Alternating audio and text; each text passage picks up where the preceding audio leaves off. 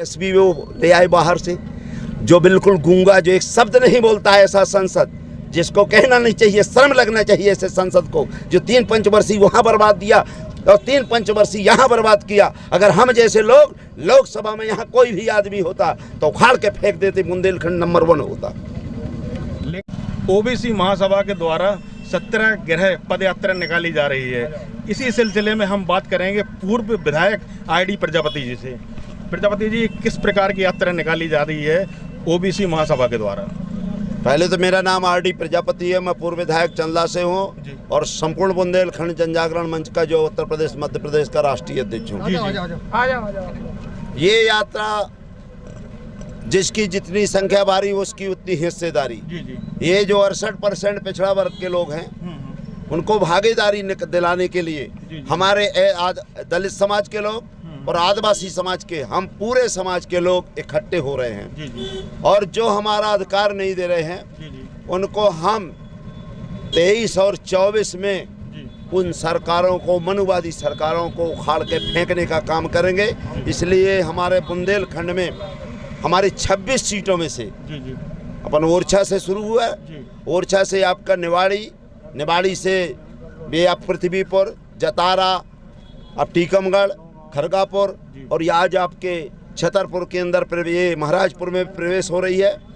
हमारा निवेदन ये है कि अगर हमारे भाई अभी भी नहीं जागृत हुए तो 2024 के बाद कोई चुनाव नहीं होगा, क्योंकि जो पूर्ण बहुमत की सरकार होती है, अगर 3 बार वो प्रधानमंत्री बन जाते हैं तो ऐसा नियम है कि कोई चुनाव कराने की आवश्यकता नहीं। हमको तो जनता चाहती है, इसलिए अगर आपने इस दफे गलती की तो हमारे जो पहली प्रथा थी हमारे यहाँ दुनिया जानती।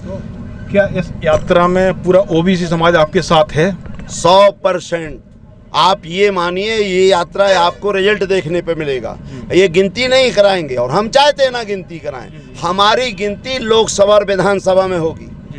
जो पूर्ण बहुमत की सरकार बनेगी, अगर चूंकि जिसके पास हमारे पास रिमोट होगा, ये वर्ग के पास शूद्र समाज के नाम रिमोट होगा और अभी तक रिमोट आपके देश के सबसे पंडित जी आपके जो कहते मोहन भागवत के हाथ में है। वो केंद्र की भी सरकार चलाते हैं, स्टेट की भी चलाते हैं। आप कितना अच्छा टीवी ले आओ, आप कितना अच्छा शो देखो, लेकिन वो शो केवल अपना बाबाओं को दिखाएंगे, ये पिछड़े वर्ग का, इस ST का शो नहीं देखने को मिलेगा। आखिर ओबीसी समाज की जनसंख्या लगभग एक अंदाज से कितनी है और बुंदेलखंड में कितने ओबीसी समाज के विधायक हैं और कितने सांसद हैं? देखिए, 3 विशेषता रहती हैं। SC ST के लोगों को, ओबीसी के लोगों को बनाने के लिए हर पार्टियां विशेषता रखती है कि जवान रहते हुए भी आप बोलेंगे नहीं, आंख रहते हुए भी आप देखेंगे नहीं, कान रहते हुए भी आप सुनेंगे नहीं। अगर हमारी माँ बहनों के साथ अन्याय हो रहा है तो आप बुरा न देखो, खूब होने दो, चिल्लाने दो, मनुस्मृति लागू करो।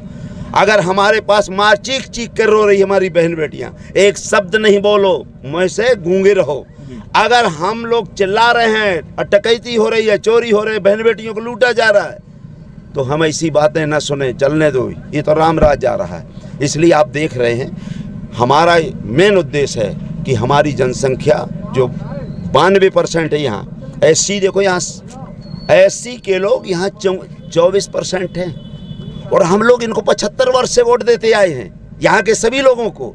और जब हम SC मतलब हम सामान्य में चुनाव नहीं लड़ सकते, बैकवर्ड में नहीं लड़ सकते, आदिवासी में नहीं लड़ सकते, तो फिर कब लड़ेंगे? और SC में भी नहीं लड़ सकते, SB वो ले आए बाहर से, जो बिल्कुल गूंगा, जो एक शब्द नहीं बोलता है, ऐसा संसद जिसको कहना नहीं चाहिए, शर्म लगना चाहिए ऐसे संसद को, जो 3 पंचवर्षीय वहाँ बर्बाद दिया और 3 पंचवर्षीय यहाँ बर्बाद किया। अगर हम जैसे लोग लोकसभा में यहाँ कोई भी आदमी होता तो उखाड़ के फेंक देते, बुंदेलखंड नंबर 1 होता।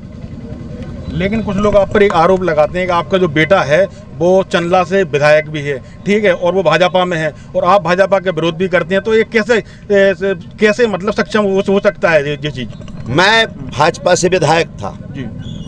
26 जुलाई 2016 को मैंने विधानसभा से इस्तीफा दे दिया था। केंद्र में हमारी सरकार थी, स्टेट में हमारी सरकार थी। हम अपने बाप को बाप कहने वाले, हम दोगला की औलाद ना थे ना है, और मेरे खून ही में रखा हुआ है कि अगर मुझे मुख्यमंत्री भी बना दिया जाए, मुझे कोई कुर्सी दे दिया जाए, ऐसी कुर्सी को मैं लात मारता हूं। और मैं नौकरी से लात मार आया हूं, 4 मैंने काम किए, इसलिए मैं लात मारने वाला नेता हूं। इनके लिए मैं जिंदा हूं। और जो हमारी बहन बेटियों की इज्जत नहीं, वहां ऐसे सम्मान को, ऐसे विधायक संसद रहने से कोई फायदा नहीं। आपसे हमारे साथ पूर्व विधायक आर डी प्रजापति, जिन्होंने अपनी बात पूरी तरह डिजिटल इंडिया